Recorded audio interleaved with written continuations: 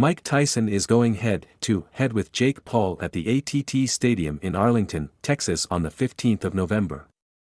In what is expected to be one of the most viewed sports events of the year.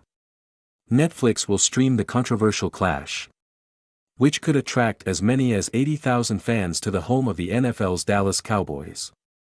Despite originally being billed as an exhibition clash, it has now been sanctioned as a professional heavyweight contest under the auspices of the Texas Department of Licensing and Regulations (TDLR).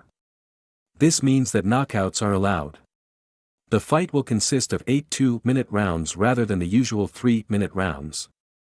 While both boxers will wear 14-ounce gloves, which offer far greater protection to the two fighters than the 10-ounce gloves typically used in professional bouts. While Tyson and Paul have both claimed they plan to win the contest by knockout, a former sparring partner of Iron Mike has warned fans not to expect an all-out war between the pair. Joe Egan, who spent 2 years training and living alongside a young Tyson in New York in the 1980s, at the Catskills boxing gym, believes the fight will be nothing more than glorified sparring.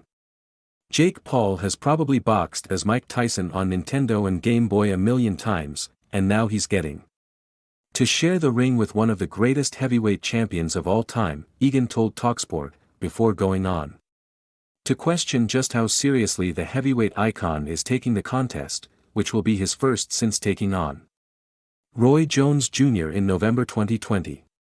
Egan is not the first person to cast doubt over the fight, as Tough Man veteran Butterbean recently went as far as to call the bout a scam. The Irishman admits that while Tyson would never have carried anyone in his fearsome prime, his approach might be different as he heads into battle with Paul. "I never believed Mike Tyson could carry anybody because when I sparred him at Catskill, every punch he threw was with bad intentions. He was a vicious, ferocious, savage heavyweight." Egan then told Paul not to anger Tyson when they face off, as he may not like the consequences. "I did a video for Jake and I said, listen, Jake, enjoy the occasion. You've got millions of YouTube fans that will watch you get into the ring with one of the greatest heavyweight champions of all time, but don't try to turn it on, because if you try to turn it on, Mike Tyson will turn you off." During his prime years, Tyson established himself as one of the most fearsome heavyweights of all time. Fight fans will be keen to see if he can recapture those glory years, which saw him destroy pretty much anybody who dared to step into the ring with him. However, he hasn't won a professional contest for over 20 years. Social media sensation Paul has had 11 fights in his career to this point, recording 10 wins, with his only loss so far coming against Tommy Fury in 2023. Since then, he has gone on a 4-fight winning streak, most recently defeating former UFC welterweight Mike Perry in arguably the most impressive performance of his career.